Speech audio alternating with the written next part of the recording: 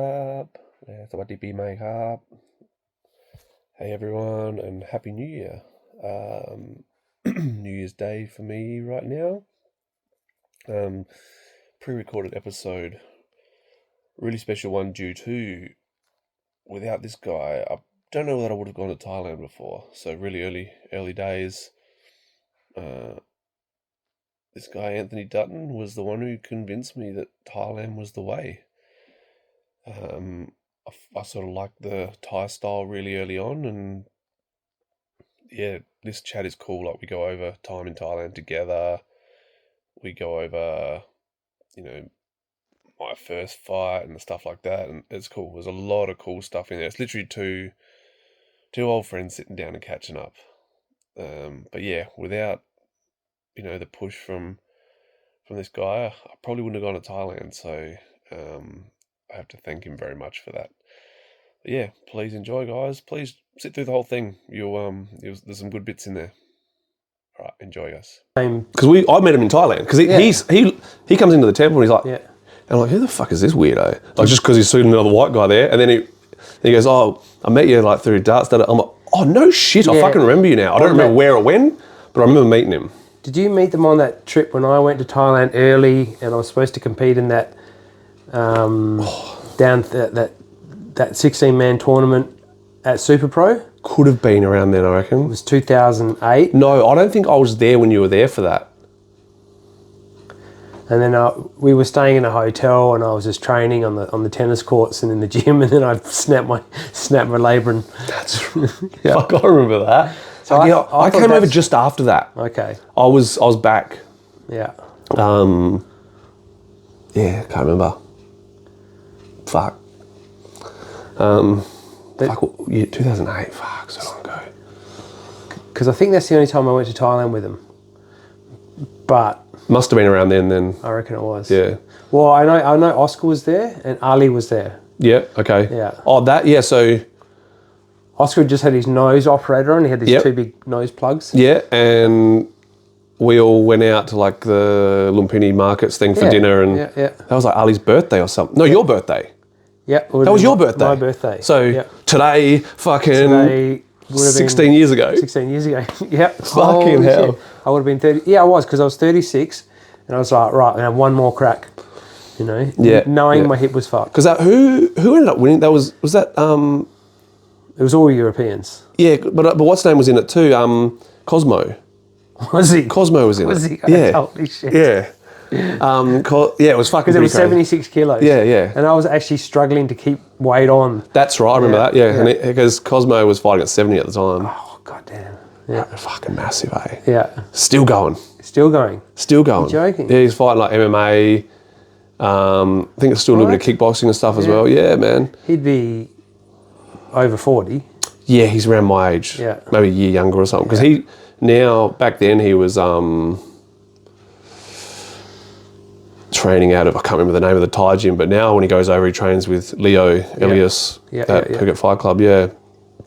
He, I haven't caught up with, keep in touch, but I haven't caught up with him in years. Yeah. Had Leo come and stay here at my house for a few days earlier this year. It was cool. Yeah. That's cool. We'll just keep this running. We'll start halfway through the conversation. But yeah, so let's, I've already done an introduction, pre-introduction. Oh, I haven't done it yet, but I will do it. Yeah. Which I'll edit in. So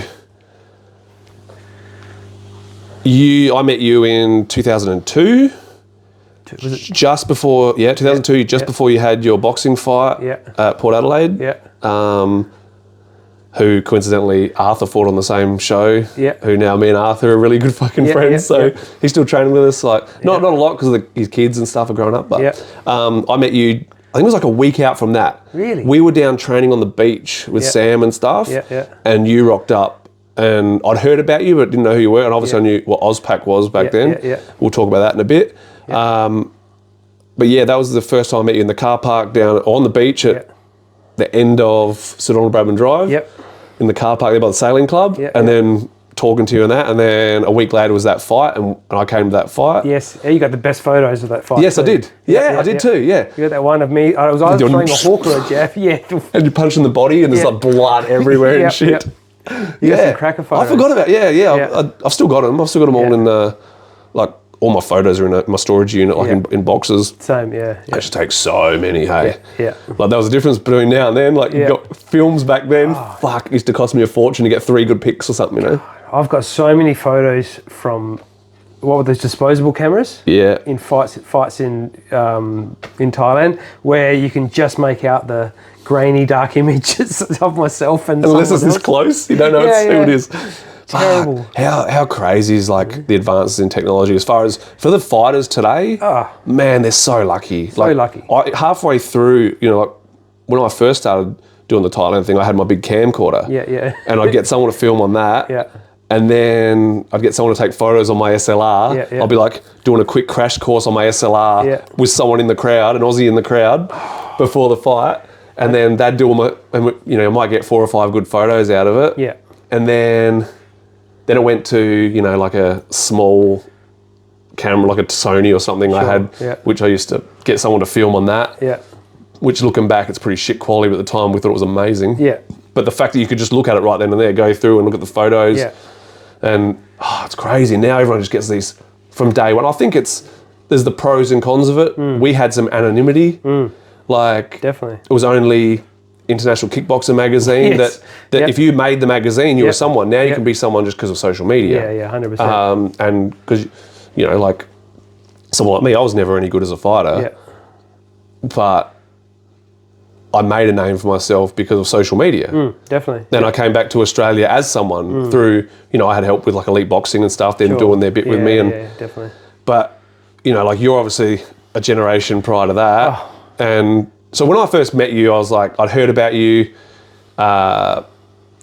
already heard about like a lot of the old school names as far as the Thai boxers. And as far as Thai boxing goes, you're probably the OG for South Australia, right? Like real Thai boxing. I think so. You're one of the first guys to really, because everyone was doing what they called Thai boxing, but it was that BJC version of it, which, you know, that is what it is. It's its own thing. But to go to Thailand, and obviously you spent a lot of time in Perth. They had the connection with Thailand.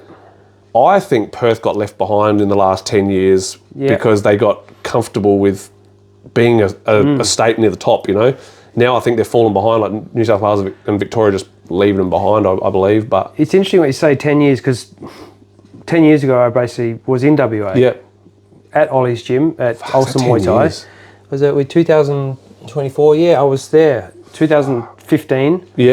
14, 15, judging, reffing. Well, I wasn't judging, but reffing and always cornering for Ollie's boys and training his fighters. And back then, those guys were probably top of Australia. WA. Well, I think during the scamdemic, I think it was almost their peak.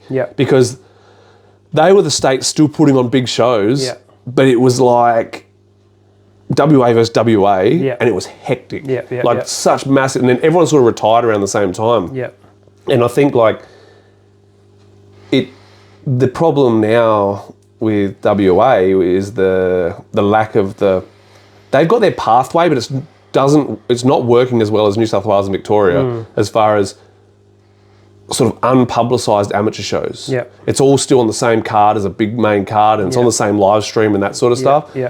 I think once they sort out the amateur scene where it's unpressurised, because that's I think holding most people back now, because everyone's a fucking pussy, and there's too much pressure, so they collapse, or they take too long to get good. The other thing that state has to do is, like other states now, is reset their records when you go pro. 100%. Like we do that. South Australia is not an official thing here, so you've still got people counting all their amateur fights in their records so they can look good.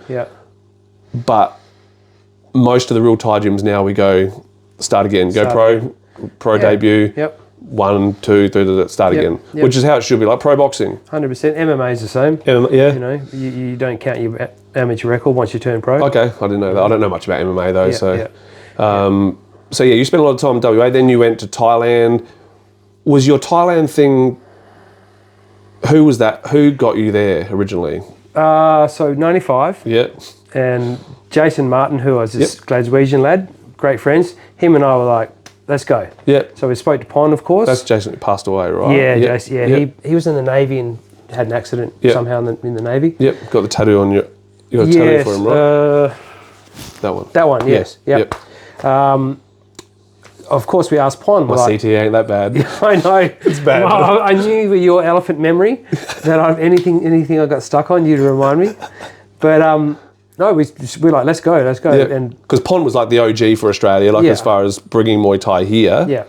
And yeah, so you went over. And he hooked up his brother Preacher, Char, who had been in Perth with us before. Yeah. He'd gone back and was living in a Utia with his family. Yeah. He meets us at the airport first, maybe second night. He's like, let's go to Rajadamnern. And I'm like, hell yeah. Promoter brings the seats over, puts the seats right next to the ring. Nice. And nice. So that's how that sort of all kicked off, you know. We did a couple of weeks a week in Bangkok, a week in the Utia. Yep. Then we went down to Pattaya, left there really quickly, trained at Sityodtong, which was really cool. Yep. Back in the heyday. Yeah. Like that's back when it was the place. Yeah, it was for foreigners. Which is why we one went of the only there. places that accepted foreigners, really. Yeah. Which is why we went. Yeah. You know. Someone had given us an apartment to stay in, but I just couldn't handle Pattaya myself, especially back then. Yeah, it's putrid. So it's still putrid. Yeah. I still can't handle it. Yeah. I haven't been back since. Yeah, I haven't done a night there. We did a night with my family last year, but we stayed like out of town in a hotel. Yeah. But I'll go for like... So you're sort of more Chonburi. No, it's still in Pattaya, but it's just on the outskirts of the city, of Pattaya city. Yeah. I'll go out for dinner, like get like one of the seafood restaurants in Walking Street. Sure, By the time you come out of there, it's like 9 o'clock and there's putrid things everywhere. So just like get the fuck out. I usually just jump straight in a taxi back to Bangkok. Yeah. Back to... Yeah, but I think all up we spent 6 weeks. Yep. We ended up in Samui. Yep. Training with Krongsak Leg at Saktaranchai. Saktaranchai, that's right. Yeah. Fuck. And we both had fights. Sick. I had a win. You'd had like 2 or 3 before you went. I'd had a couple in Perth. A couple in Perth and Bunbury. Yeah. Oh wow. Yeah. So, but yeah, that first one against the Thai, I was shit in the bed. shit my pants, and you know, I think they'd helped me with a bit of a setup. And, but that's that's how it was very different like that back in the day where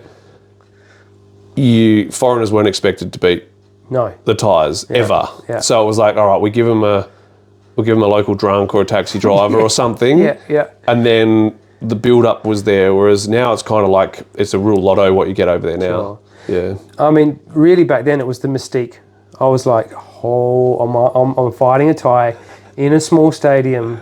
Chuang Stadium? God. Yeah, Chuang Stadium. Yes, because that's where I had my first fight in Thailand too. Yeah, the old Chuang Stadium. Yeah. There's wooden... Opposite, like in Soy Reggae. Yeah, and did head off just to reggae, but the fear.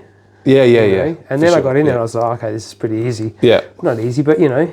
But poor Jason got put up against this monster and got leg kicked to, smithereens. Yeah. So my first fight there, I was out in the change rooms, like, I reckon I'm fighting that dude. And I'd seen him fight a pile of times. Yeah. His name was Farlikit, and I was with Maya. Yeah. And Maya's like, no, he's way too good for you. Yeah. I'm like, oh, okay, get in there, it was him. But he leg kicked the fuck out and I ended up stopping him. Oh, shit. But yeah, that was pretty, like I was shitting myself. I was sitting next to him on the stage, I'm trying to be friends with him, hoping he wouldn't hurt me. Fuck, that's crazy. So you were my first taste of like, what I call like traditional Muay Thai, real Muay Thai. Yeah. And you and me like hit it off pretty fucking quickly and we're both had a lot of free time on our hands. I'd quit working to train full time. So I was training with you in the mornings at your house and in the city. Yeah. And then we're hanging out and sometimes leading each other astray and stuff as well. But definitely. But between fight preps. But man, even like, let's talk what got you started, bro. Because I don't know how honest you want to be about all this kind of shit, but I've got a little side project, which is my episode coming out next week is a Muay Thai Save My Life episode, which is what I started, a little project, and I've had a couple of them now. Man, you've known me since I first started, and without Muay Thai, I'd be dead. Yep. Like, and probably the same for you, right? 100%. Talk about pre-Muay Thai maybe a little bit. Yeah, I mean... Only go as deep as you want to, but... No, I mean... Because it could help some people out there, Yeah, no, I'm open to talk about it. Yeah. I mean, you probably know all about it. I do, but these guys don't. Yeah, no. So as a kid, massive into sport, tennis and golf, and I sort of had a bit of a career maybe with tennis. Went to India, without going on too long, went to India, that changed my whole perspective. And I think I was 17, turned 18 when I was in India. Yep. Smoked a lot of hash over there and came back. Lo and behold, the rave scenes just hit, Australia, ecstasy, trips, the whole thing. Ultrasonic. Oh yeah, So got into DJing. Yeah. Got into drugs, got into ease, got into everything. Whatever, yeah. And that continued for a couple of years. And then, without going too deep into it, basically had a really bad near-death experience. Yeah. More so near-death, psychosis. Near psychosis experience, which led into a couple of weeks of sort of just trying to get out of that. Yeah, trying to find yourself, trying to find your brain again. Yeah, trying to find my brain. And someone who I'd become really good friends with, Johnny Mihalovic. Rest in peace. Yeah, rest in peace, Johnny. One of the... Oh, man. Salt of the earth. Yeah, for sure. Salt of the earth. As messed up as any of us. Yep. But heart never changed. Yep. Heart never changed, 100%. Yeah. And he grabbed me, and he's big into the party scene as well, but previous to that, he'd been an Australian kickboxing champion. Yep. And massive in the Kung Fu industry as well. Yep. And he was trying to get out of it. He was sort of finding his way back out of it, and he grabbed me and took me down to the park in... what's that park called? Adelaide Oval. Oh yeah. Not Adelaide Oval, but is it like Montefiore beyond Adelaide Oval there, or behind the Riverland, not the Riverland. Beyond like the casino and that there, would it? Yeah, but just back towards, there's a cricket oval, there's a football oval, there's a soccer oval. Yeah. And there's that old gym where J&A originally started. I can't remember what it's called. Yeah, I know what you mean. Yeah. So we started training there, Kung Fu. Yeah.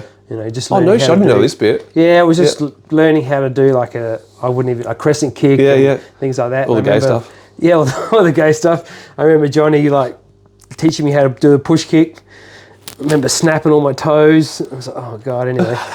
So that led on into, he was obviously training with John Chaniotis and Adriano Ordini at J&A's, and they were just right there. I'm so close with John these days. So, yeah, I know. We're really close these days. Yeah, it's great. I still have a few beefs, still have a few gripes with him. But anyway, so that led on into training kickboxing at the original J&A's, which then moved into, from that place, moved into where they were just off Rundle Street. Yep. So this is 94. Yep.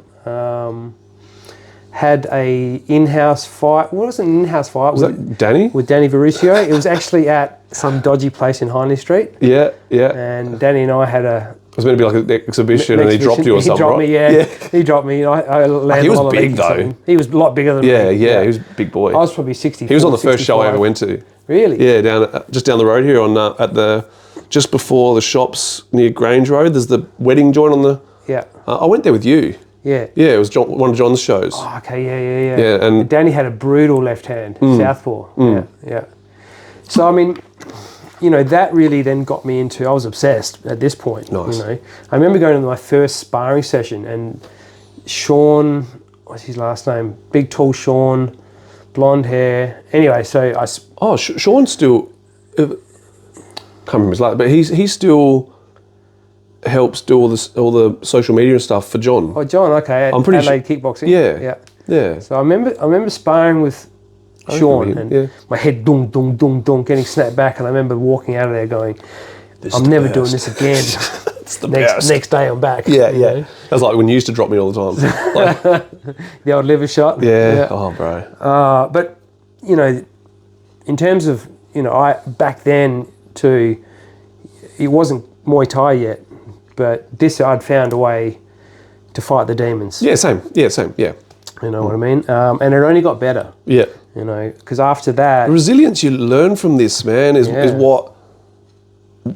realise the challenges outside aren't as big as what you think they are. 100%. Because the challenges you're dealing with every single fucking day in the gym... Yeah. End up overpowering it all. 100%. Yeah, especially in sparring. Yeah, for sure. Or on the pads, and you're gassing 100%. Yeah. You're going 100%, and you were from the thing is, you were from, for lack of a better description, a silver spoon fucking background. Yep. Like wealthy family. Yep. Like could have you know, one of those guys who could have become a pro tennis player because you would have had the money backing you to go and 100%. play internationally and stuff. And so, like, and me, I was just a pussy, you know, like I was just like beaten down from day one by family and by bullies and whatnot. And it's those challenges every day in the gym, like, which is why I always stepped up to spar you. Because you were miles ahead of where I was. So it was a fucking challenge every single time I was in there with you. But we'd do 12 rounds a day. Fuck. How many times? Oh, bro. You know? Like 5 days a week, 12 rounds a day. And like back when it was still hard sparring too. Like it was, you were looking after me, but still I was getting dropped like a sack of shit. And long rounds too. Long rounds. Yeah, long rounds. Often, you know, not even timed rounds. Yeah, forgetting the timer. Forgetting time round, I love it. I mean, you know, and I was doing that with Adam Balnays at Vince's gym. Yeah. That's sort of where I got that concept from, of just sparring. You know, like sparring. I like it because you don't get to choose when you have a break in a fight. Exactly. This is what I say to the guys, don't just be drinking water between every round, because you know what? Sometimes you're not getting a drink. Yep. Sometimes, like, if you think you can just choose when you have a drink, now it's like, all right, guys, it's drink time. Yep. Like, let your trainer choose everything for you. Yep, 100%. Yep. Jumping forward sort of, and we'll come back to it, but I went through, when I had my very first gym, which was in the Adelaide Arcade, this tiny little room, and all the boys from school were coming in, everyone was coming in. No, I wasn't making a cent because I never used to charge anyone. It's like you're way too generous. Way too generous, yeah. But I used to do 20-minute rounds. Like, I would set the timer or just look at the clock, maybe 15 minutes. I used to do 10s until recently. Like, now it's like, you know, when you've got general class, you can't do 10-minute rounds. Yeah. Like, it's too long. Yeah, it's too long. It's too long. Yeah, even 5-minute rounds are too long for them these days. Yeah, but my theory was, like, if you guys can survive 20 minutes non-stop, you can do 3 twos. You can do 3 twos, yeah. You can do it easy. Yeah, I'm the same. Like, I total belief in that. Yeah. My guys on a Wednesday, they spar for 3 minutes. Yeah. Then when the end of the round goes, they start clinching. They clinch for 3.5 minutes. Wow, so straight away. Yeah, so it's 6.5 minute rounds with 30-second breaks. Yeah. And then they go straight on to the next one. Yeah, they do that for 1 hour and 45. Yeah. Yeah. I love that. Yeah. That's awesome. It's a quick session. Like, they do their run, they do their sprints, they do that. And then they do that, and then they practice their Waika and get out. Yep. So everyone's out early on a Wednesday night, but it's fucking hell for them. Yeah, that's brutal. Yeah. Yeah, it is, but it's brilliant. That's what they need, right? Besides building character, it's building mental toughness, resilience. Yeah. And like you said, you don't know when you're going to get. You can't go, oh, I'm going to have a drink. Give me a break. Yeah, man. I fought on a show in, I can't remember if it was Samui or, I reckon it was in Samui, where the battery died in the timer. They got the timer and the battery, man, one round went for like 4 minutes or 5 minutes or something. Yeah. Like, and I was like, fuck, this is like, in my head, I was like, fuck, this is a long, and I actually took notice. I look over, they're like scrambling to change the batteries. Yeah. They didn't hit the bell to do it. Yeah. They just let the round go on. Yeah.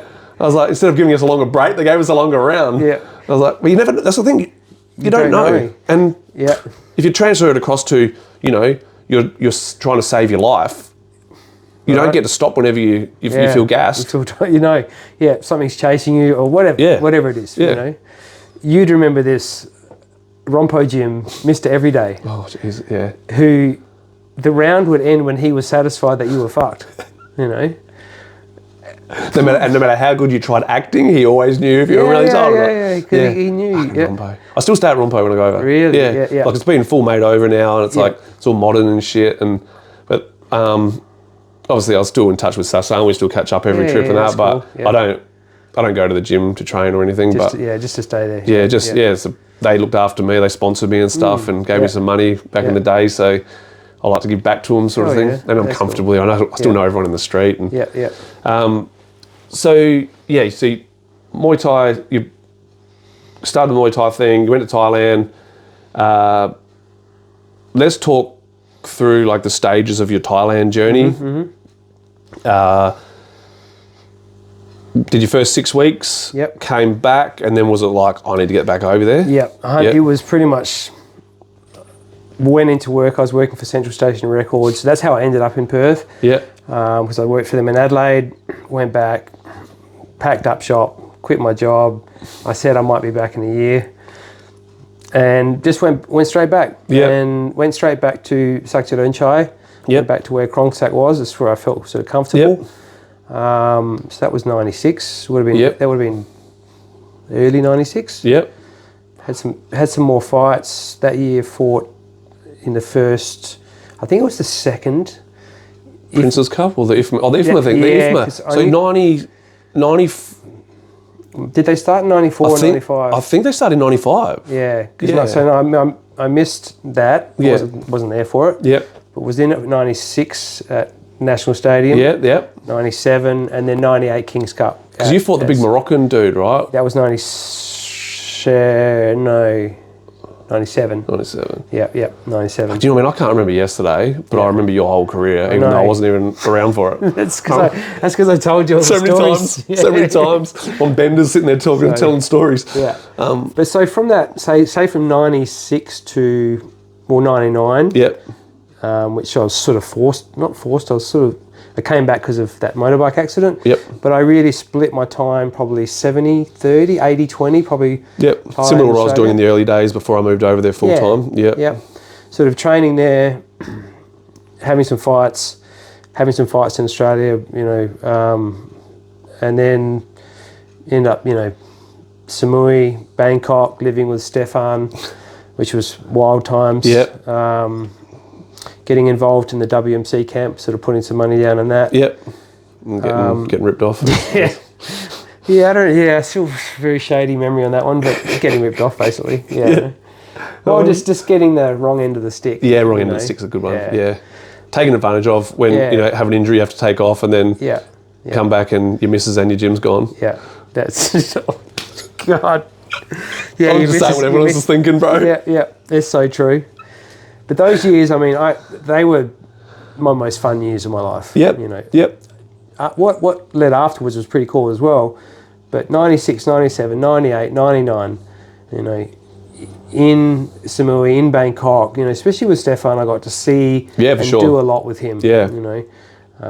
Which was awesome. Go into the WMC offices and everyone walking around in uniforms. Then he would be sending me off to go and pick up people from the airport, take them out for dinner.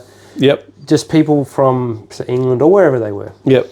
Having some cool fights over there, which all sort of culminated really actually getting to train at Jockey Gym. Yeah, cool. That was back in the day. That was a wow. highlight with Timor Dale. Yeah. He got me an invite to go there. Trained there for 2 weeks without anyone talking to me. Of course. And then they're like, gave me a whistle. Yeah. Pads. Isn't it crazy like how much you had to prove yourself back in the day? This is what these guys don't realise. They walk in now, they can go to any fucking gym they want, pay some money and train and get trained pretty well. Yeah. Like you go into a Thai gym back in the day, if you didn't show that you were dedicated enough, you didn't even have to be good enough, dedicated enough a hard enough worker, then they give you the time. To put it into perspective, just so people know, Timor Dale was probably the most underrated, unheralded Australian. For sure, 100%. Yeah, 100%. 100%. You still can't even find anything on YouTube. No. Like it's actually fucked. Yeah. Like for a real Thai stylist. Yep. Yeah, man. You'd have to put him up there in the top 10 maybe. Ever in Australia, out of Australia. Oh, in Australia, I'd put him up in the top couple. Well, if I'm thinking from the past fighters. I'd probably say, like in overall, since I've been doing probably top 10 in Australia ever. Yeah.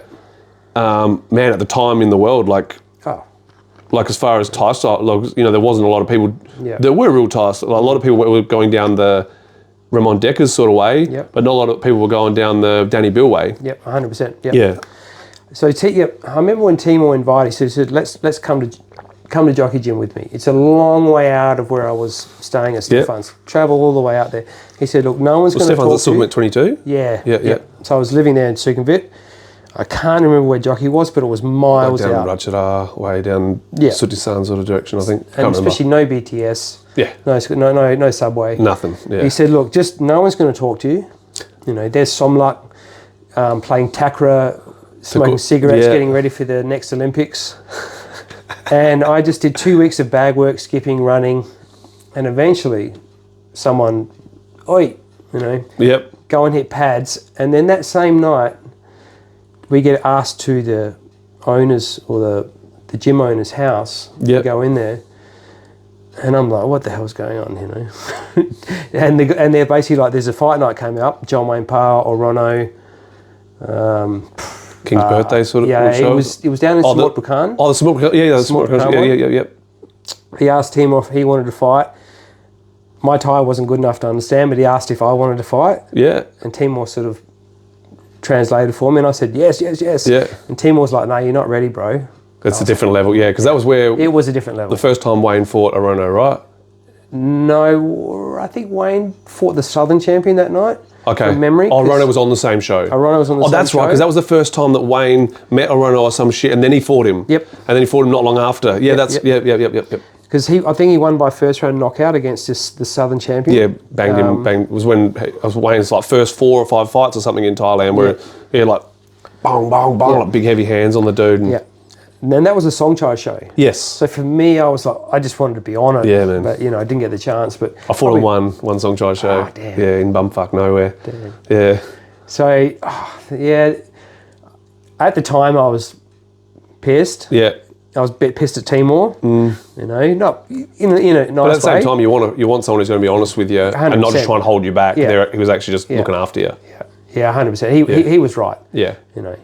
Which that led on to, fighting down in Samui in my last fight, which that crazy one which I've told you about where I got dropped I think 4 times, and then I win by knockout in the third round, and then I get offered a rematch with this guy in Bangkok, and I'm like, hell yeah, let's go. Yeah. Like this is what I've been here for. Yeah. And I've told the story to you before many times, but Brett Dutton, loved the guy. He'd also fought that night and had a win. Yep.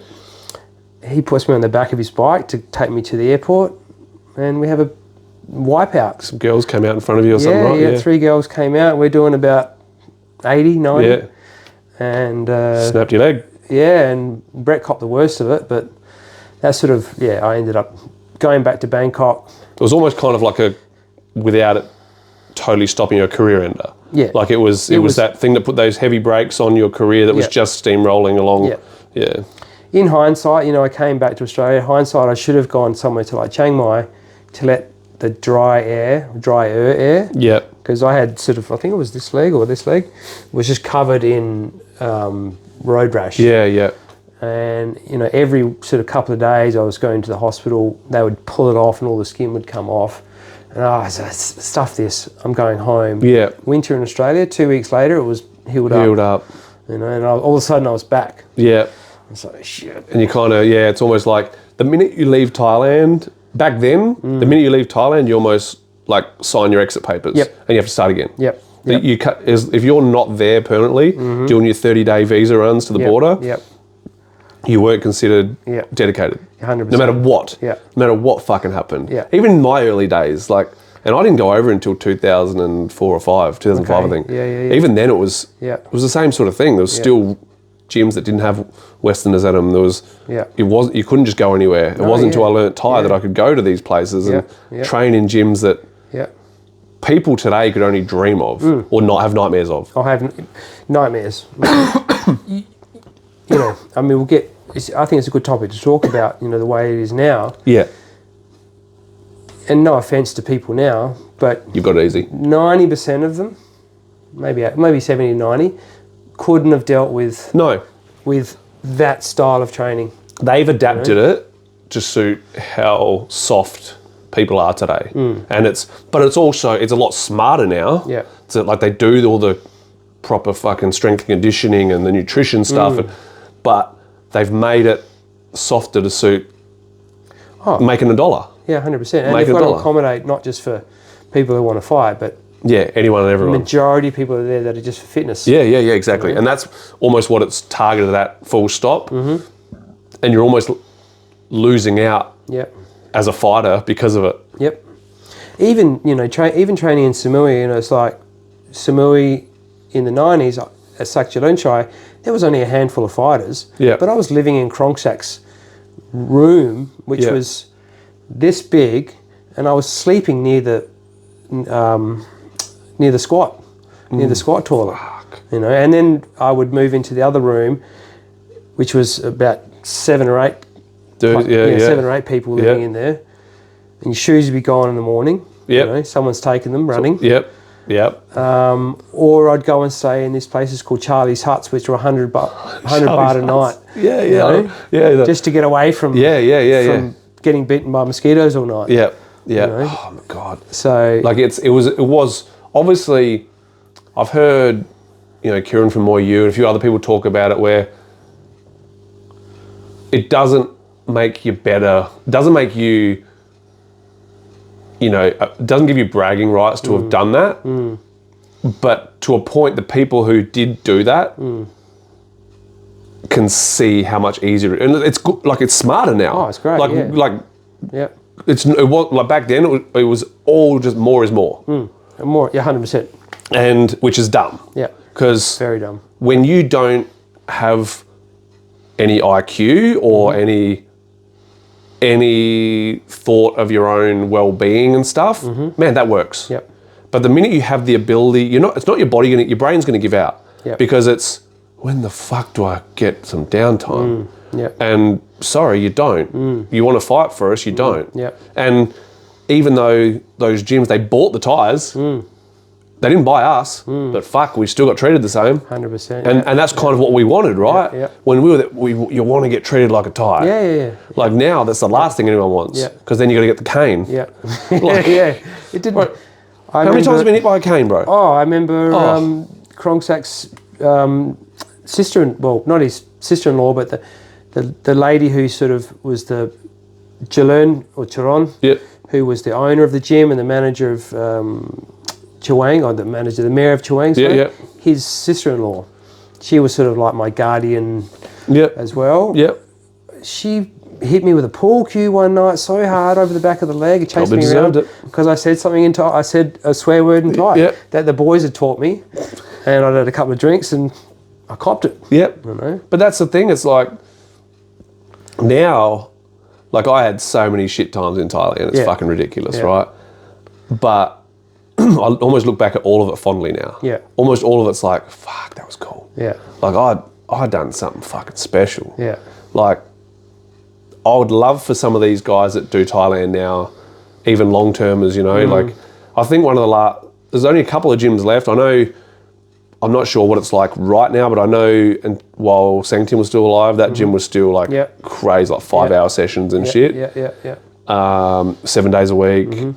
There's Luxa one is another one where I know to today they're still doing like the more is more recipe. But man, you don't find many of those gyms anymore. Yeah. And when people go to them, they're like, fuck. Like, but we also knew back then there wasn't a whole heap of benefit in us smashing pads twice a day and all that sort of stuff. But it was that path. It was that, rite of passage. You wanted to be a Thai boxer in Thailand. Man, you want to be doing it like the Thais. If you're not doing it like the Thais, are you really doing it? Whereas, now the Thais get it the same way the Westerners do. But you also see they're a lot less conditioned than they used to be. I put that down to the less risk because there's not as much gambling. You're not going to get round 6 or you're not going to get bumped off in the car park or there's a few guys still getting life bans and stuff because of it and because of throwing fights or whatnot. But and the introduction of 3 rounds too, I imagine. Big change. And the thing is, the Thais are still trying to come to terms with the fact that you actually need to be fitter for the 3 rounds than you do for the 5. Right, yeah. When you're playing 5-round stadium Muay Thai, you fight for a round and a half. Like halfway through the 3rd round, the whole 4th round, halfway through the 5th round. And then aside from that, it's But this, you got to fight for 3 rounds. If you're not, you're either getting warnings because you're not being entertaining enough, or you on RWS, it's like comes up, you're down a round, and you start down a round, you're fucked. You got 2 rounds to make up for it. You got to win the next 2. Yeah, you got to start strong. And maintain that. So those days were just like, even as I said, 2005. I think I went over. Even that was just like crazy different. Like. Well, I mean, that was almost 20 years ago. So I was there when, remember I'd moved back to Bangkok and I was running. 06, was it? 06, I was running OSPAC from there. And I would catch up with you and you were on your bones, your ass, exhausted. Yeah, man. And we'd go for a feed. Yeah, exactly. Just to catch up. Just to catch up, And even though we didn't live far apart, Like you were... But it was I had to catch a bus because I couldn't afford a fucking taxi. So the bus was like an hour and a half in traffic up Rama 4. Yeah. Like, You know, I'd just stroll up on the SkyTrain, nice and fresh, you know. Arsehole. So, all right, let's talk about OSPAC. So when I first started, I used to see OSPAC on all the shorts and stuff. And then I found out it was attached to you. Yeah. So you were the first guy importing equipment from Thailand to Australia. Yeah. Like the guy. Yeah. Like the only other person who'd probably done it was Stefan. Yeah, well, it's Stefan first, I think. Yeah. And I don't even know where I got the idea from, and it was early days of the internet. I started this OSPAC Muay Thai business. Got in contact with twins. Raja. Sandy? I didn't do with Sandy. I think I had twins, Top King, because that was early days of Top King. No, that was before Top King even. This was when, because twins was, then they made King. Yeah, that's so when I had King, and then they separated, and one brother made Top King. Top King, that's right, yeah. But I can't remember all the names, but I had Boon as well for a while. Yeah.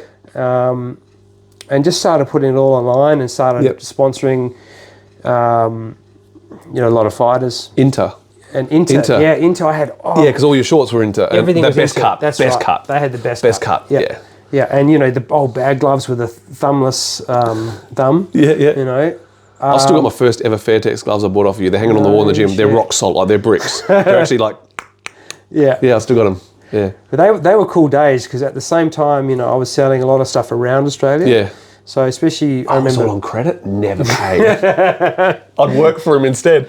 I'd do your postage and shit, help with the postage. Because I quit my job. Man, and posting some of that stuff was hard too. Bro. And getting it through customs. Bro, there was nothing worse though than those days where, I'm like, all right, you're like, can you come around and do something? Yep, no worries. Yeah. And then we'd start drinking or something. and then it was just like, this isn't a good idea. So then we'd call...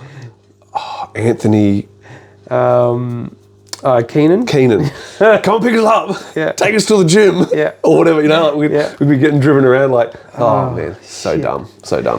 But they were my favourite days. They were cool. That house in the city. Yeah. Man, the amount of nights I spent sleeping there, and I might as well have fucking lived with you. I was there so much. Yeah. Training in your backyard. Fucking learning how to get leg kicked and fucking hanging out on that couch, listening to Nora Jones. Fucking, man, it was cool. Watching fights. You had all the videos. You had all those videos and you were selling them and we'd watch them first and shit. I would get all those. I've still got them. I still got a heap of those videos. Straight out of the packet, straight into the video machine. I reckon I'm gonna get them all put on USB and start putting them on my YouTube channel. All those old, brilliant. Even old stadium. I'm not talking like Lumpini Road. I'm not talking like One Song Chai stuff. I'm talking like stuff from Samui. The videos that Stefan made with his commentary over them and shit. Oh my god. Bad. So bad. What I really enjoyed about that was I was selling a lot of merch up to Queensland. Yeah. Jim Cass. Yeah, Jim Cass. And we were supposed to go and he went on a holiday before we went to his show. Remember? He was flying you and me up there for his show. Yeah. So I went up there on a couple of trips though. Yeah. And went to a couple of trips where I would just take all the equipment with me that I was going to sell. Yep. And then normally stay for the show. Yep. Judge. Sometimes. You know, and just have fun. Yeah. That was cool. Queensland days, that was when, the thing is nothing's changed with Queensland. Yeah. It's still what it was then. Yeah. So that's where the problem's at with Queensland, right? Like really? it never really was Thai boxing. Yeah. But now it's still the same because they just stayed on their pedestal they were at and they didn't really change with the times. Yeah. They didn't really go to the Muay Thai style. Yeah. There's some gyms doing it now, but it's still, the masses are still swing and ding. The old days. The old days, But man, the names back then though, right? Wow. It was crazy. Like you look at any of those cards back then, Wayne Preacher, Shannon, Soren. The list goes on. Pixie and Soren fighting each other twice in 3 weeks or something. And they were 2 fights of the year. Yeah. They were Halcyon. How do you say that word? Halcyon? Halcyon days. Yeah. Halcyon days, it was crazy. Mm-hmm. But I got to fight up there 2001. You fought Dodge. And with Krongsake being the main event. Yeah, against Shannon. Against Shannon Forrester. Yeah. He just started a podcast. Shannon? Yeah, Nice. living in New Zealand. Okay. Yeah, he's I think his latest episode's got Mark Pease on it. Oh, right. I have to listen to that. Yeah. But that was a crazy, that was a cool experience. That was the Ray Matsumura Bunchi Cup. Bunchi Cup show. Yeah, 25th. No. You remember the date? I do. 25th of November, 2021. Wow. No, 2001. I mean 2001. Yeah. So I was up there with Rav and Barry. That's right. Yeah. I had they were my corner. Oh, speaking of frauds. Yeah. They were my corner. And that fight, I tell you what, that was the one where after that fight, I was in the zone. Yeah, because he was the dude who'd come running forward. But like, Dodge was like that dude who just go, like just, he just wanted to clinch. But he couldn't do it with you. Like you stalked him all over the place, and then it was just some spazzy knee that. He was 18-0. Still got a scar. Yeah, still got the scar here. But that, it was like, that's when I sort of got a bit pissed off with not with Muay Thai, but just with luck. Yeah. I got pissed off with luck because I was like... That was your last Muay Thai fight, right? Yeah. I was in the zone. I was flowing. Yeah. He was meant to be this great clincher, which he was. He was strong, but I just had figured out, okay, he's going to clinch, so I'm just going to block. Yep. He said to me actually not long ago, he goes, I couldn't move you in the clinch. And I was just leg kick. And then he tried to spin me. He sort of lifted his knee up. My head was over that way, and it just sort of grazed, cut. A cut that would never get stopped anywhere but where the ticket seller was has initiated it. Yeah, Paul Briggs was the referee, and he's he? Yeah, I couldn't remember that bit. I had to get John Wayne to put my Mong Kong on because I had no one to do it. Kronsak was getting ready for his thing. Yeah. So Paul Briggs is like, oh no, dude. So take me to the doctor, and I'm just thinking, oh, let's be fine. Yeah. Keep on going. It's Queensland. And they stop it. Oh. And and then I had got a lot of time to reflect, and without going on about it too much, I remember in that first round I hit him with this hook, which he said to me afterwards, if you'd kept on going after that hook, if you kept on punching, I was out, I was gone. So that's the good thing about a poker face, right? This is where I try and say to people, never show you're hurt. Yeah, Let your legs tell them. I didn't see it. I didn't see it. But if I'd had a corner, an experienced corner, and no offense to those guys that were in my corner. No, offend them, that's right. That they would have said, look, you've hurt him with that hook, like go hard, stop kicking, go hard with your hands. You'll stop him. But anyway, it is what it is, because I don't know if you know, I don't know if I told you, but Lucy Tui, who was there, used to love Lucy Tui. Rest in peace. Another one. Yeah. Gone, all these greats that have gone. Oh, we're getting old. We're getting old, yeah. The winner of that fight... 52, yeah. The winner of that fight was going to fight in a Super 4 or Super 8, which had Jenk in it. Oh, jeez. Because you fought Jenk anyway in your fifth fight or some shit. Yeah, so 98. Yeah. 98. So I was like... Kickboxing, like, legend in Australia. Yeah, Jenk Bake. So that was also devastating because I was like, I remember watching Brad fight in that against, I think he fought... Yeah. and it had Alex Tui in it as well. That's right. It was that, and that was only like 6 months later. And I think it was a Solak show. It was. Yeah. So that's sort of when I had a bit of a gutful. Yeah, fair call. Went to boxing. Because you'd had, how long before that was your Frank Zammit fight? Oh, so that was March of 2000. So I just watched that in Rebellion last week. What? Because Frank Zammit's kids train with Reece Saliba. Get out of here. And we were talking about, he goes this, Frank Zammit from back, I go, you fucking kidding me? I go, have a look at this. Oh, no. And we were watching it, like, walking down the fucking road in Melbourne last weekend. Yeah. So, I mean, you know the story. You know the story with that one is I had 9 months on the couch. Yeah. Well, not on the couch. I was training my ass off. But running. Running and triathlon shit. Triathlon stuff. And I was fit as hell. And I get a phone call, do you want to fight on this show? And I'm like, hell yeah. Oliver's on there. Darren Reese is on there. Huge Daniel card. Dawson, Brett Dalton, Luke. Nentra Khan, all the great guys. Huge yeah, crazy show. So I take a fight against a guy who's also undefeated. Yeah, but it should have also been, there was another Adelaide guy who should have swapped with you and made it 100%. Two even fights. I should have fought someone else. Your one would have been, rest in peace as well. I'm so sorry about this. Alan not Alan Pond. Alan Pond. What would have been Alan Pond? Sam fought Alan Pond. That's right. Sam fought, not Sam Binetti. Sam fought Alan Pond, and you should have fought Alan Pond. Yeah, Sam Harvey. Yeah, nice. I wasn't going to drop the surname, but yeah, all right. So they fought. So Alan Pond, journeyman, right? Like just one of those, and would have been you not coming into it active. Yeah, that would have been a good fight. Yeah, 100%. And then Sam versus Frank Sam would have been great. Yep. 2 kickboxers. Yep, 2 kickboxers. Fighting under Muay Thai rules. Yep. They probably wouldn't have clinched whatsoever. Yeah. Because that was Frank's first Muay Thai fight. He'd come down from super middleweight down to middleweight. Yep. I was walking around at 70 kilos anyway, so I didn't have to lose anything. I only had 2 days to get from Adelaide to Perth. All this was before I even walked into a Muay Thai gym. Yeah. And I know it all. So, I mean, you know, and if you watch that first round, it's sort of 50-50. Yeah, for sure, yeah. But I kept on disengaging and putting my hands down. And every time, like... Yeah. Yeah, like that. Thinking I was... Yeah. And I reckon Stuart McKinnon would have said to him, do something, and then just follow up, because he's going to have his hands down. And I got clipped like I've never been clipped before. That was a scary knockout though. Yeah. Yeah. Still watching it, it's like. Ugh. Did I ever tell you? Yeah, I get. So someone that was very important in my life and still to this day, one of my great friends. Yeah. He'd been in my corner for a lot of fights. He was in for Jank. Yeah.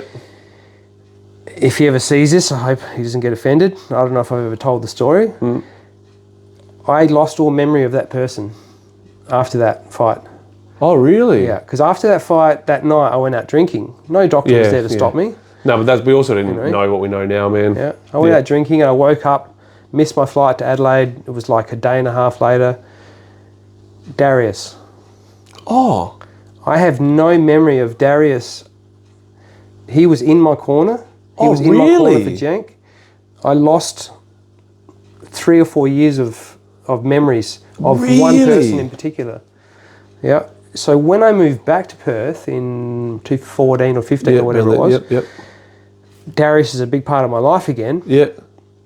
And I know the guy, but I can't remember him at the same time. Yeah, you know him, but you don't know how you know him or where you know him from. No shit. And he's in photos, like all these photos, especially from that night. Yeah, yeah. Lots of photos with everyone together. No shit. And, you know, I had swelling on the brain. I had a bruised brain after that. Yeah.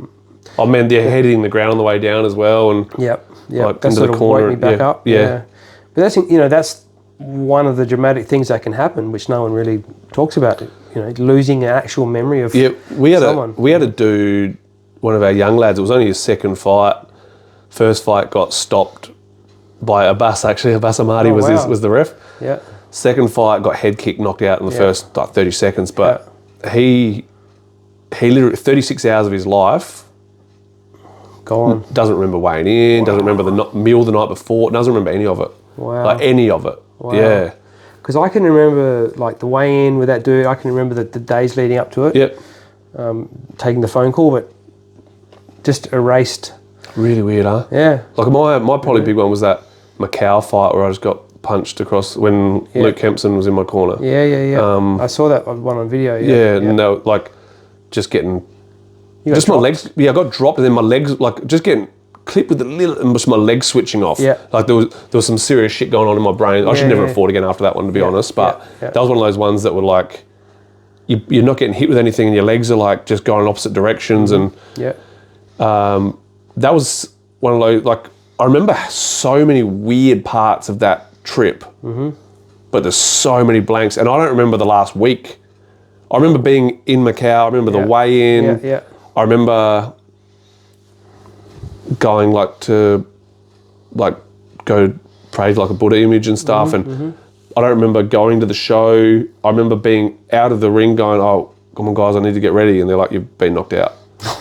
I remember that, like saying it a couple of times. Yeah. And then I don't remember anything for about another 4 or 5 days.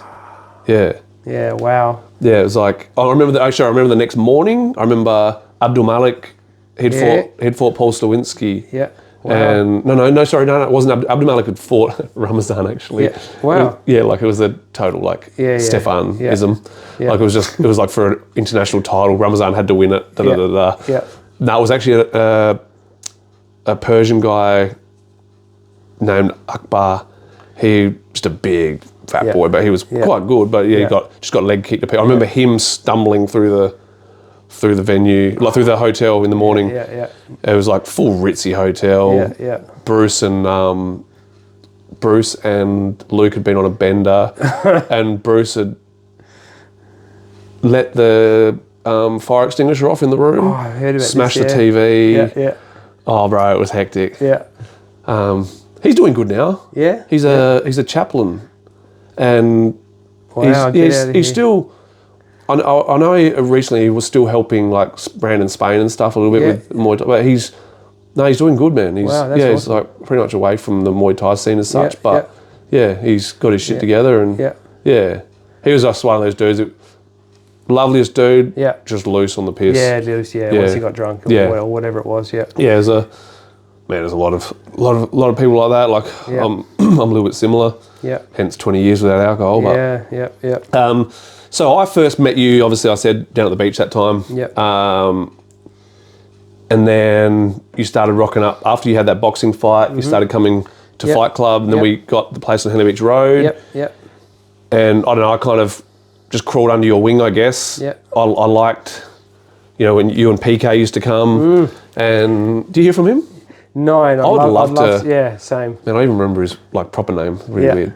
We would Piak? Yeah, Piak. Yeah, but he's like his birth name is Wiwit Unsathasawit. That's right. Yeah. We were Unsathasawit. Yeah, that's right. Yeah. So you guys, it was like. I loved the idea of the fight thing, like what we did with Sam, but I don't know, I felt like I wasn't an aggressive style guy. That style, I kind of gelled with you guys, and you're the reason why I went to Thailand. Like from day one, you were just like talking about Thailand, and my whole plan was to go straight after my first fight, and then I did my shoulder in my fight, and remember that well. I remember. Bro, I remember this, right? That we went down, me and the dude, like a wrestling. It was obviously an absolute clusterfuck of a fight. Like seemed pretty as shit run down my fucking inner thigh, with diarrhea. I like wrestled him to the ground, hit like full body slammed him, but he landed on my arm, and I rolled straight over, and your face was like there. Okay, my shoulder just popped out, and you're like, what? And I just get up and keep going, and then it just starts popping out, like it starts coming out. And so my plan was to go straight to Thailand after that. I was going to go to Sydney with Sam for an event thing, and then my plan was at the end of the year I was going to go to Thailand, and that was going to be the start of that. So that was like 2003, and so it wasn't until like 18 months later that I actually got over there. There you went, And then, you were in my corner for my first 2 fights, and my next 3 were in that 8-man I had in where I wore your shorts in one of the fights. And then my next one you were in the corner, next 2 I reckon, you were in the corner for again. And then I think it was the last time you cornered for me, because then it was mostly Thailand or interstate and stuff. But just another funny thing where I've got a memory of your face close up where in between rounds, it was like Sam, like, let me do all the talking, da. And then I come back at the end of the first round, and Sam goes, so what? And you're like, I start yelling, like I'm in my face. Fuck, that was hilarious. It's funny because I remember that time so clearly. I was so wound up in the corner, which later on, years later, I never was. I was the complete opposite. I was trying to be like Sam. But I remember I'd have a few drinks in the change rooms. Stressed out to the max. Stressed out to the max. A few drinks and maybe something else. But that was hectic, bro. Because you actually were doing my rub down, and you got fucking liniment all over my jocks, and fucking giving you the full time massage. I was like, my jocks were wet with liniment, so I was like, my cock was burning. I was fucking like, but. Fighting a dude who was like one of my sparring partners. He used to come down as like Sean Lindley. He used to come down and spar us and stuff, and I thought I had him. But I also thought he was my mate. Which was the mistake. I went out there really. Boom, hits me, drops me, gets straight back up. And then obviously I went the distance with him, but did absolutely nothing. It was an absolute fucking one-sided affair. But It was, oh man, those days were just so different, eh? Early Knees of Fury before he went to shit with that. Yeah. They were great. They were great. Yeah, great memories, you know. I won't even bother with Knees of Fury now because the thing is, he didn't want to change from that recipe, which worked back then because there was so many big names. Yep. And then instead of building up the next lot, which was the problem, it was just focused on that top. Yeah. Well, and they all retired around the same time. Yeah. There was no one left. And then he's trying to make champions out of no ones. Yeah. So instead of building up young guys. So leaves WMC and starts handing out like jelly bean belts. Yeah. Just so he could have fake champions on the show, which is why I don't do this. Man, no one does it anymore. Like, you can't even put on a show. Yeah. I know he reached out to me recently, and bro, I don't even bother replying now. I'll leave him on red. Yeah. I don't want to deal with the show. He asked me why I don't support the show. Yeah. And I go, let's have a meeting, let's have a chat next time you're in town. Sure. Sat down, I went over the whole lot. I was like, look, man, I don't like this fake champion stuff. There's a pathway, I got the reply, I've been doing this for a long time. Anyone who uses that as their go-to, man, you know, there's too much ego involved. Then about a year ago, I reckon it was, he had to cancel another show.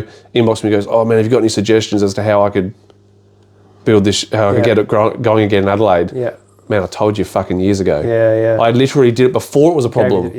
Before it was a problem. And if he listened to me then without an ego, then probably he'd still be going. And I'd be supporting him. But didn't want to. Too much ego involved, bro. And that's a pity because, you know, for a long time. Early days, but it was also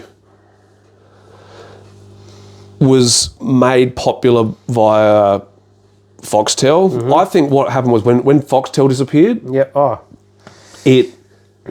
The shows that were sucking the right dicks disappeared with it.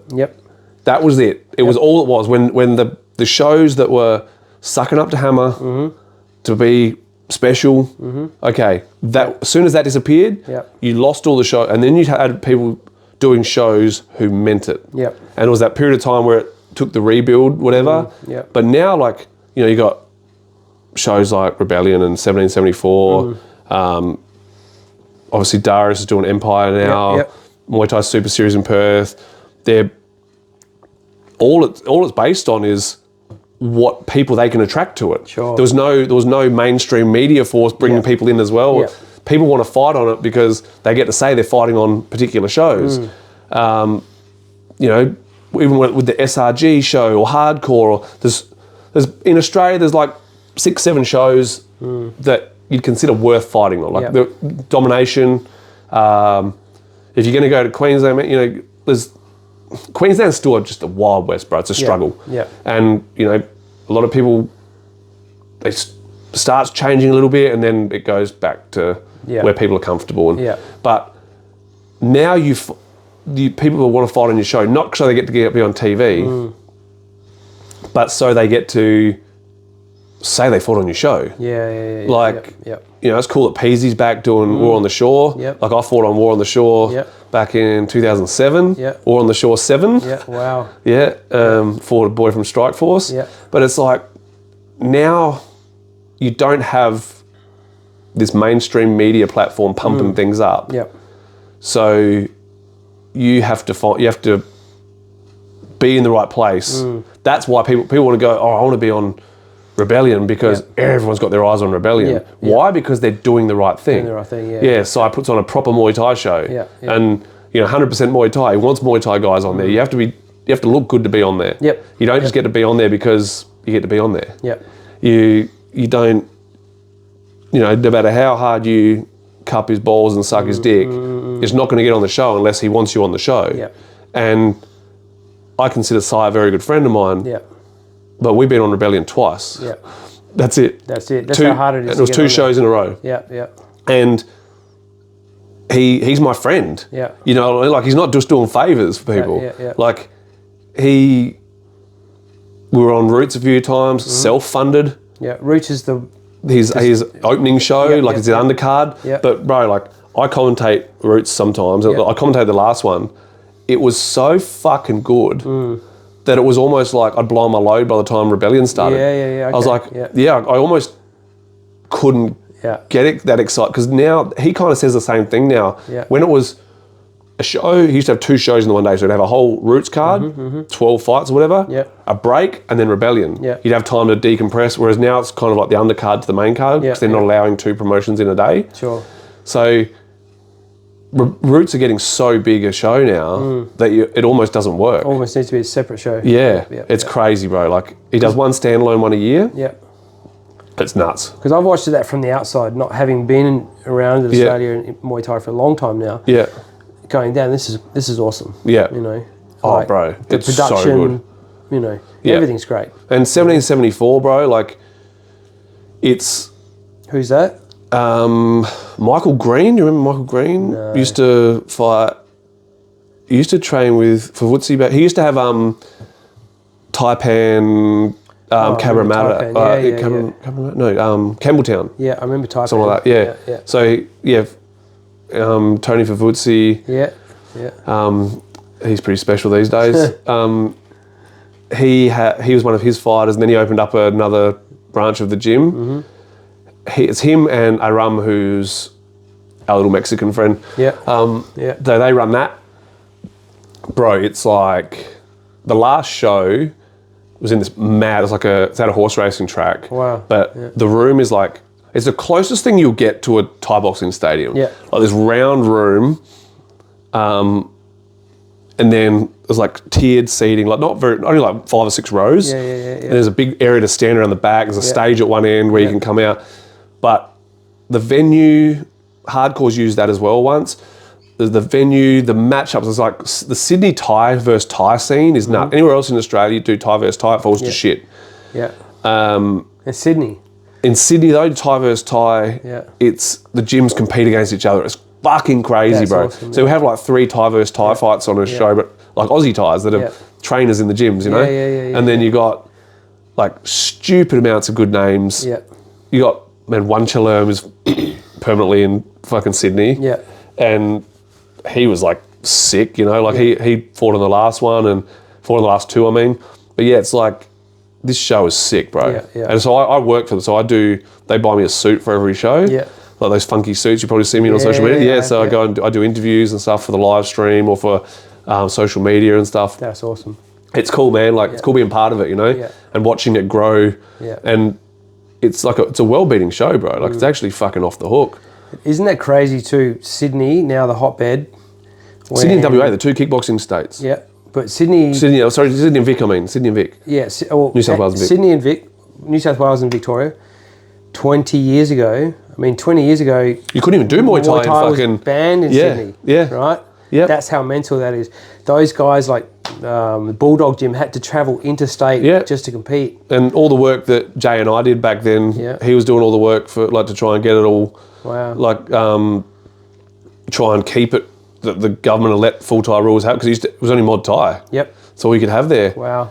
So he runs like a sanctioning body in Massa. It's like a... Yeah, I've seen it. It's much for muchness, really. But he does his thing, man. He's still balls deep in combat sports, and we catch up a couple of shows a year. Except there's a show we go to in Canberra, Adrenaline, which he does. He does the sanctioning for it. Catch up there, and he always pick us up from the hotel, whatever, and we'll cruise around, have a chin wag for while we're driving around Canberra. So, you know, I'll talk about on the opening. I've talked about the reason why you're on here is you're like my part 2 to my Muay Thai journey. Part 3, you'll know it when I get to it. But without you, Thailand wouldn't have happened. Maybe it would have. But I'm sure it would have. The balls deep in Thai culture. I still wear the first amulet you ever gave me, which was just after my first fight. You gave me my first amulet. It's in gold. It's on my main chain. On that, I've got an Ajahn Thai amulet. That and my grandma's ashes. Wow. Okay. On a that's awesome. Pimp and gold chain. So I still wear it. Man, monetary value, it might not be worth anything. But for me, it's one of the most special amulets in my collection. I was talking to Nugget about it the other day, actually. I was saying, I've got 5 amulets that I'll give up the rest of them. I've got about 4,500, 5,000 of them in total. But I'd probably give up the rest of them for this 5. That's awesome. And and that's one of them. So, and I think either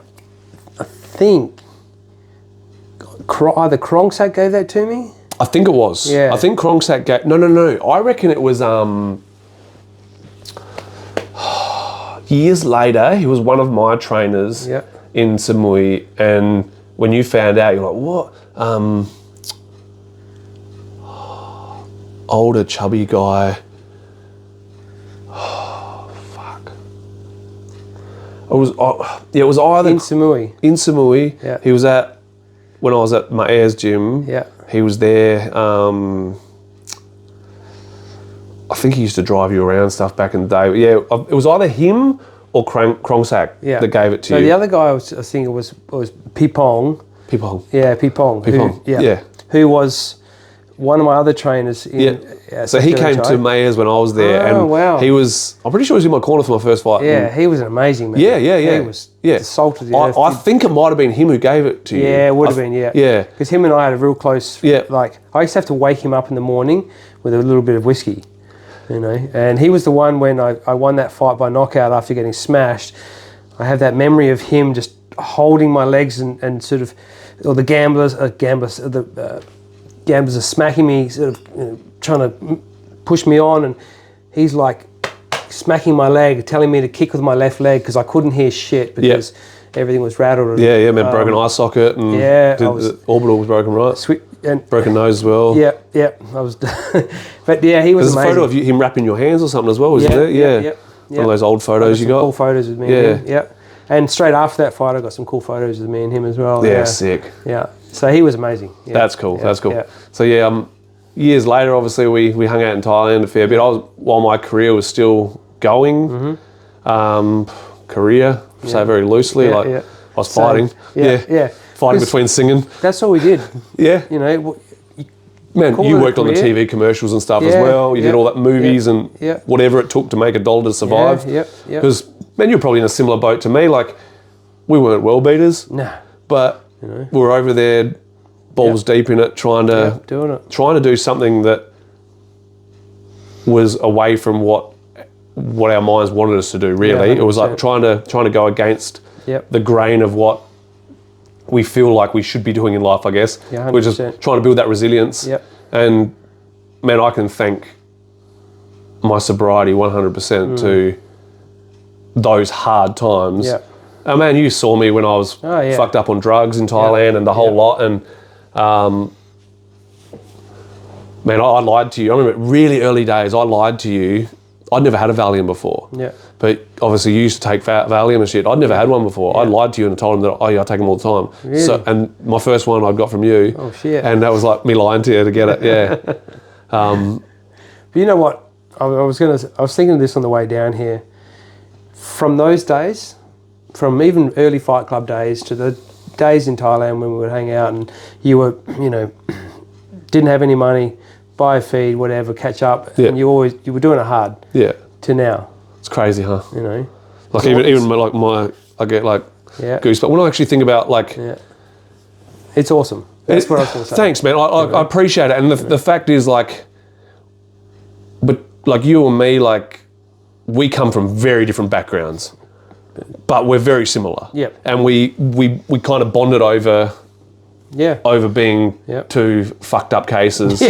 And in the early days, it was probably a little bit toxic for both of us. We probably weren't good for each other. But that was in general in my life. I had good people. And I had good people who there was nothing toxic about it. But I had really good friends, and we were all just bad for each other. But we all loved each other. Yeah, and for sure. And I genuinely love you, and I'll say it to anyone. And if anyone wants to fucking ever talk shit about him, come through me. But it's kind of also that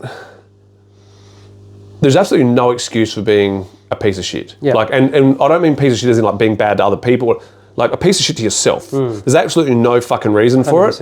And I probably learned a lot about my own mental health by this isn't the right word, but judging you, like looking at you going, fuck, like this fucking so-called depression thing, and the shit that I believed in back then, I don't believe in any of it now. Yeah, I'm sorry. And we were both miserable. Oh yeah, Like, I was up and down like a yo-yo. Like a yo-yo, and spending days with you.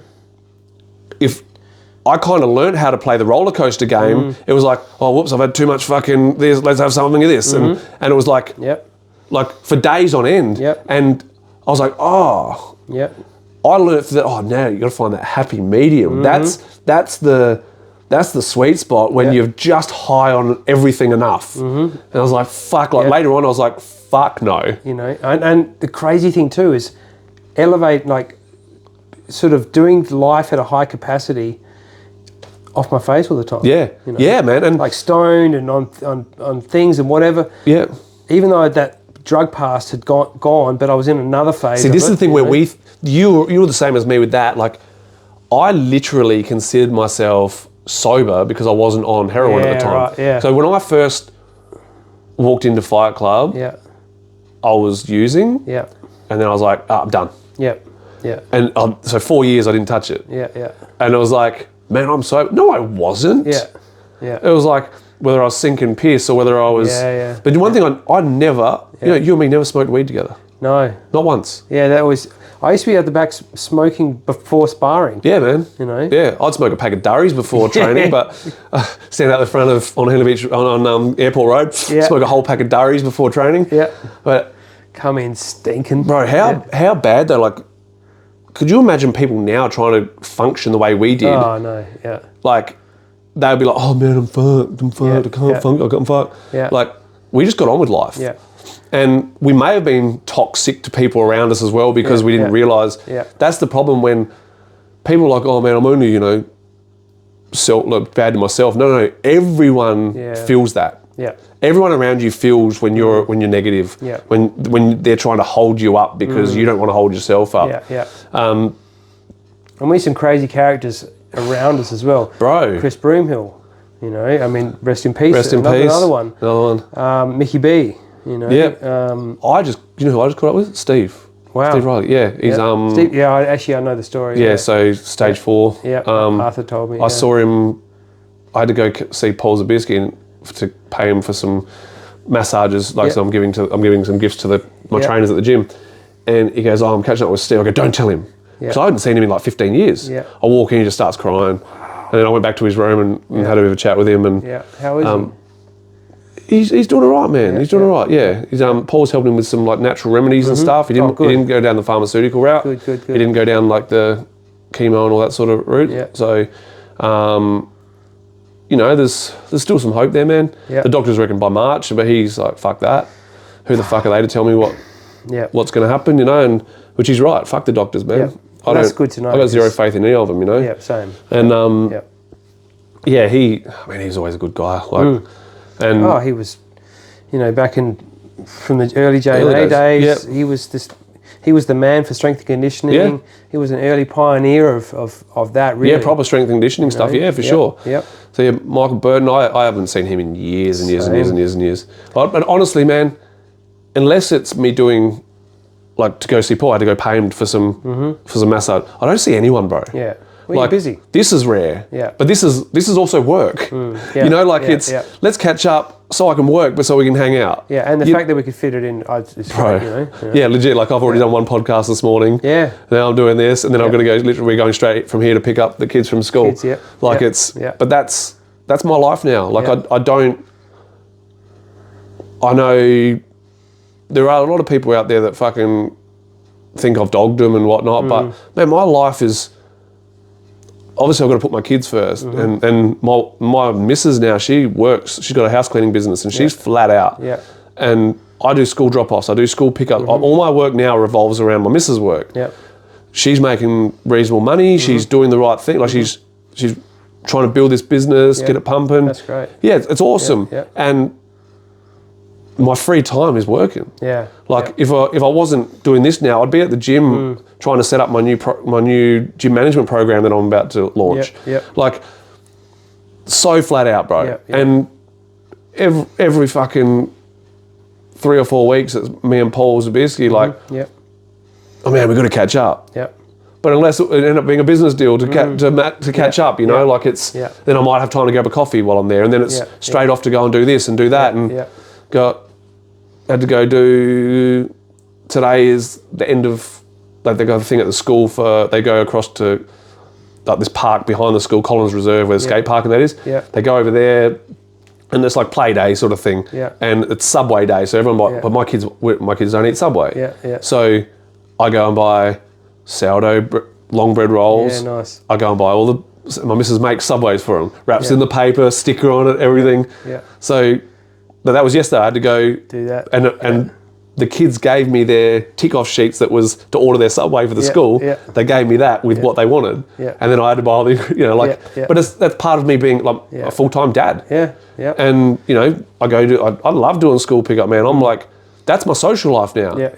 Like last night at the missus did the school runs for the first 3 years. Last night at the school concert, she goes, I did 3 years of school runs, and I never knew anyone. Wow. And she goes, all you're doing is everyone knows you. Like, I'm like, but I'm that guy. Yeah. Like, I don't want to sit there at the school like, be an ignorant fuck. You know, it's easier to have someone to talk to. 100%. Yeah. And so like, that's my life now. Yeah. It's gym, or it's being a dad. Yeah. And then running a monetized YouTube channel. Yeah. Like now, this is the next step for me. Like it's where I want to be. I'd love to be recording. Having 2 of these come out a week, you know, where you know, like I listen to Theo Von a fair bit. Oh, I love him. He's great, huh? He's brilliant. Absolutely brilliant because he's real. Yep. There's no, you know, like I like Joe Rogan, but he's on a different level. He's way more professional than I could be. Yep. Like whereas Theo's just talking to the camera, and that's kind of how I feel. I kind of feel that I'm that kind of guy. Yeah, 100%. I can be a dick, and most people don't look at me like I'm a dick, even when I'm being a total dick. So. Yeah, it's cool that I get to do this now, and my social life can be revolved around this even, you know, like, did you watch the one with Sam? Yeah, bro. Yeah, that's like you and me, like just reminiscing. I said, I think I said to you, I said to Sam, I said it was like sitting in Sam's lounge room at his house in the early 2000s. In the early 2000s, eating sweets down in West Richmond. Yep, eating sweets on. And the kids running around and Noah's fried chicken, and listening to Sam's stories. Yeah, man. You know. Yeah, bro. Like that was so cool, man. It was awesome. So I got a heap of new listeners through Jordan's episode. Yeah. Like obviously his guys and stuff, and they were like, man, it was literally like just listening to you guys sit there and talk at the back of a show. Yeah. And that's how I want this to be, though. Yeah, that's how it should be. I used to do it like this, and it's not natural, right? No. Like, I'm looking at that, trying to think of the next thing I got to say. Like, whereas this is just a flow. Yeah. And it's the kind of flow that you and me would always have when we have a chat anyway. We've been flowing since I walked into. Since I walked in the fucking door. Since I walked down the car. Stand there while you're having a piss, we're still talking. Stand there while I'm having a piss, still talking. But yeah, that's exactly right, though. Yeah. And. Man, honestly, like, we'll go over a little bit what you're doing now. Obviously, you came back, your father passed away start of the year. Yep. You came back, and obviously there was a bit of a surprise when all that was what happened there. And so you're living with your mum in... Yep. Are you in Encounter Bay? Encounter Bay. Yeah, Encounter Bay, Victor Harbour. Yep. So Victor Harbour's like... Let me try and compare it with other cities. It's probably like Portland in Victoria. It's probably like the entrance in New South Wales. Yeah. Maybe Methura, Yeah, Methura. Your old stomping ground. You were there for a bit, eh? I was. Yeah. Methura. I met some good people there, though. Man. Yeah. Some of my best friends and stuff from Perth are from there. So I've only been there once. I went there for Max McVicker's 21st. Yeah. I fought there in... 95. Oh, did you? Yeah. No, sorry, Bunbury. Bunbury. Bunbury. Yeah. Close enough. Where's Bunbury's further south again, right? Further, yeah. More methy. Yeah. Yeah. But yeah, that's like probably the comparisons, right? Like 100%. Victor Harbour's like. It took me an hour and 40 to get here. Okay, it's a bit poo these days because of the traffic. It's a lot different now with the traffic, right? Yeah. It used to be like I've done it in 45 minutes. Oh yeah, for sure. If you get the right time. But also hooking it. Yeah, yeah. You don't get that with the speed cameras and that. Oh, I've got 2 points left and... Oh really? Yeah, and the last 2 times I've never lost a point. What? Never. Damn. Yeah, I get caught. I've been caught twice in that same... That stretch, point to stretch point? where they, point to point. Yeah. Both times doing 7 kilometres over or whatever. But,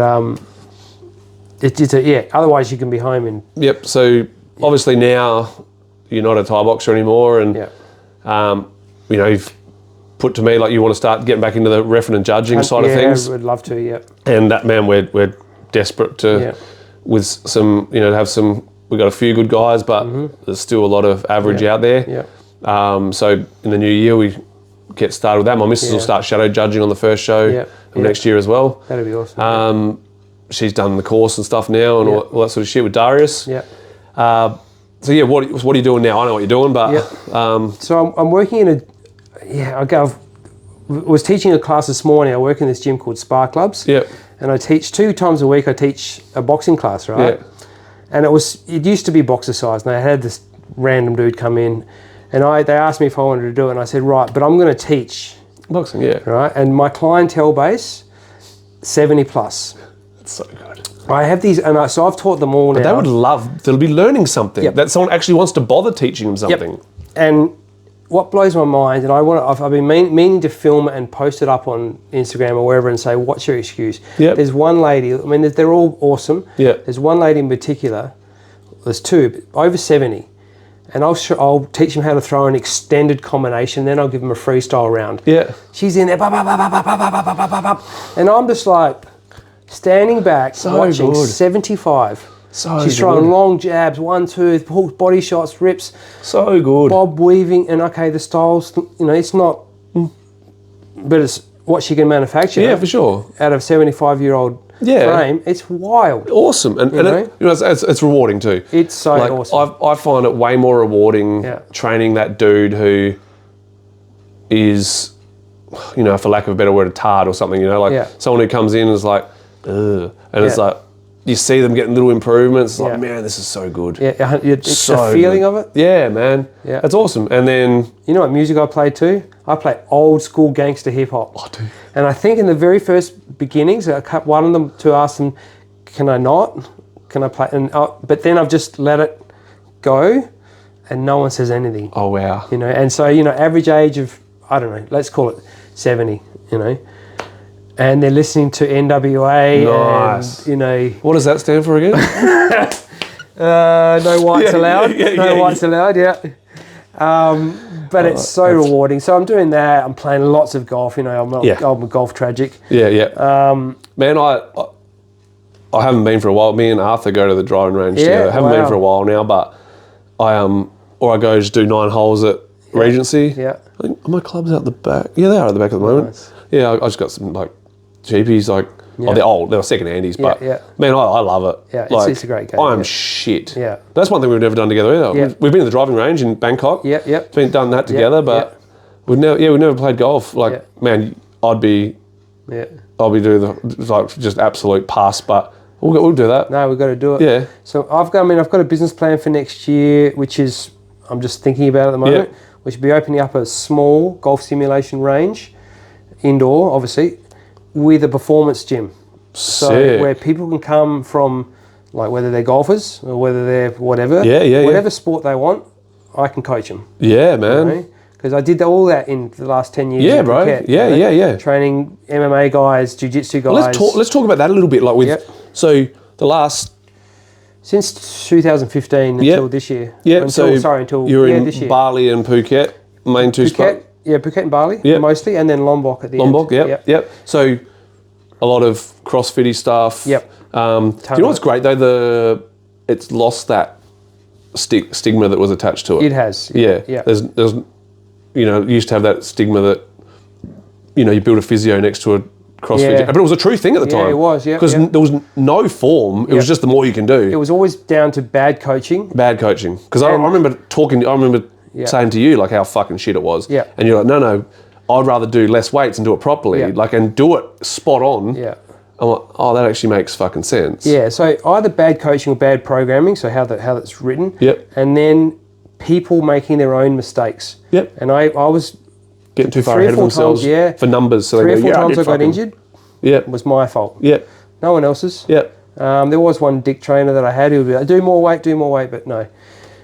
But now, CrossFit has sort of become more, even everyone's training that methodology without calling it CrossFit. Yeah, for sure. Yeah, functional training. Yeah, taking out the handstands maybe and taking out this, but they're all using that sort of style for sure. of combinations. Yeah, I shared a thing with my fighters the other day and a couple of newbies that are coming up through, like about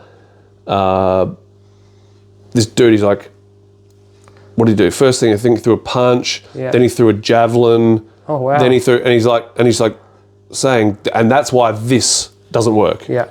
I'm like, that's probably the best description I've ever had. Yeah. Because it actually shortens, and then it showed those two big muscly dudes boxing. Yeah. Man, you lose all that ability to punch properly. Yeah. Because everything is just separate. Yep. What I say is, doing bodybuilding weights makes your finger forget your toe. Mm-hmm. Sure. Because they're connected. But when you're isolating your bicep, isolating your tricep, isolating whatever,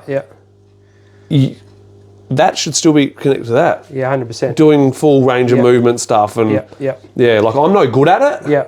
But there still is. Let's say, I'll sort of push back on what that guy said. Yeah. Let's say just the bench, for example. Yeah. If you want to develop power, fast twitch muscle fiber, you've got, you can, like I do for golf training now. For golf, I want to build dynamic speed and power in my legs and in my upper body, in my back. So I'll still hit press movements and I'll do sets of 5. And that's it. Yeah, for sure. Yeah. And pull-ups I'll do.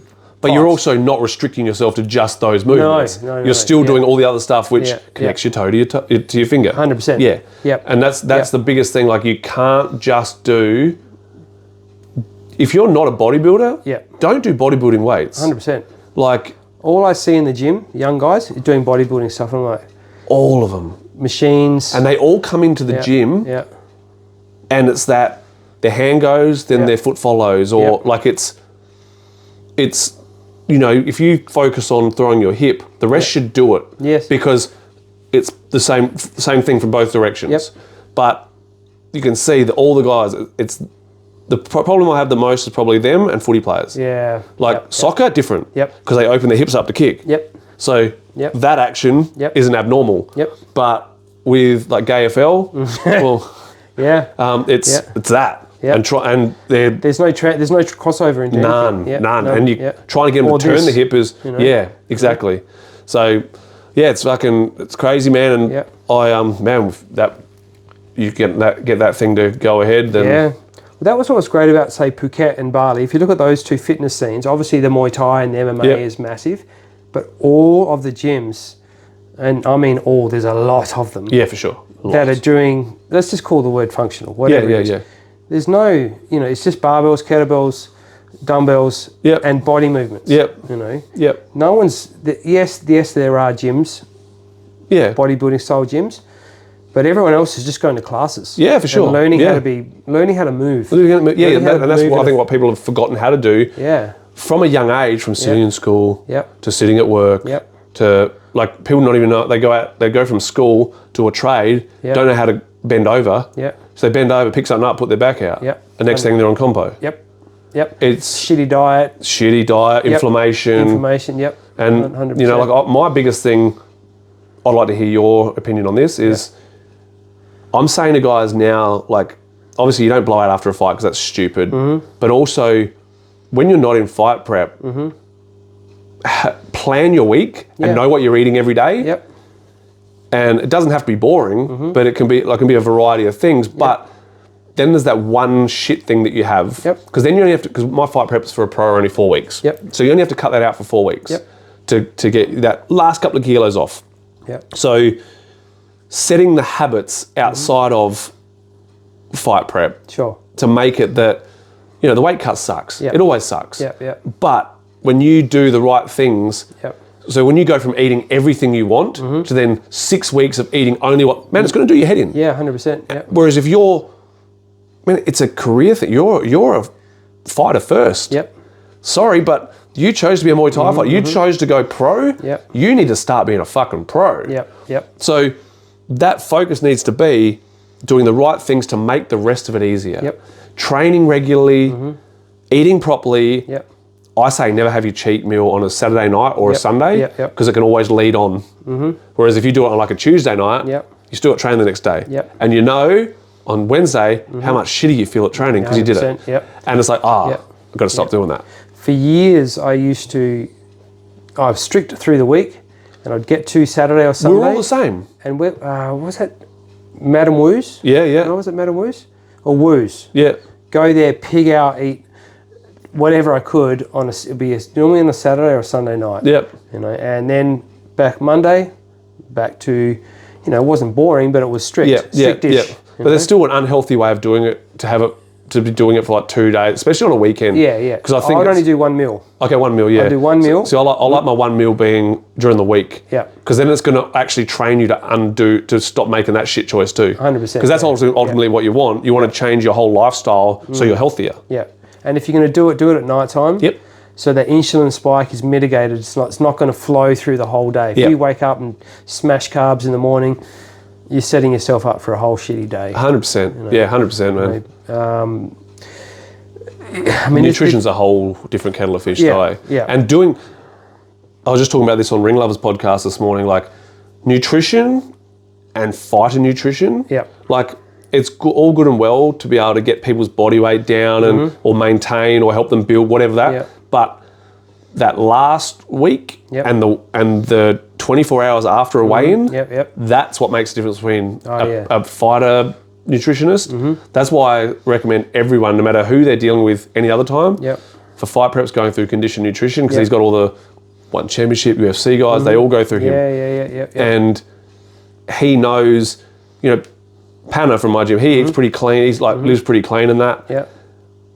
But he'll, even though they want him to have like sugar-free Powerade and all those things he doesn't normally have because they're putrid, but he'll do it in his recovery from that after the weigh-in, like because it works. It's a tried and tested method. It does, And you can say to him, look, man, I do clean. What's your options? And then he changes it up for you. It's pretty sick. But it's a whole different game, the nutrition thing. It's a whole game in itself. I'm actually going through now the recognised prior learning through mental blank on the name of the company to get my nutrition certificate. Yes, sick.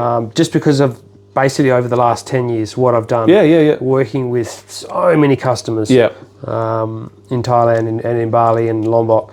And so next, and we were going to do it this week, but going into the early new year, I'll sit down with a qualified nutritionist and we'll basically have an open exam. Yeah, cool. And then, sick. So then I'll get that, and then I would like to sort of specialise in athlete nutrition. Yeah, nice. If I do this business, which is going to require some help from a couple of people, then I can add that into that as well. Yeah, for sure. Man, hand in hand. Yeah, sick. That's one of those things, like, because it's probably one of those things where I lack. I've got a nutritionist guy I can go to, but it's like, when people come, they want to lose weight, it's not my thing. Like, I know how to do it the old school way, but it's not the healthy way of doing it. It's not the way that's good for this, to reprogram yourself. Right, we'll leave it at that for today. Thanks so much, man. This was fucking sick. I've been planning on it for fucking for ages. We've been talking about it for a while. And it worked out. So fucking thanks heaps, brother. Love you a lot. And appreciate it, man. And fucking hope you guys enjoyed it as much as I did. So sick. We'll do it again someday. Cool. No worries. Right. Thank you, bro. Thanks, bro. Come up. So, I hope you enjoyed that. It was a big one, but for me, like, I watched it back, and for me it was cool. Going over all that cool old stuff and memories, and it was sick. So I hope you guys enjoyed it as much as I enjoyed doing it, and see you all again next week. Koppenka.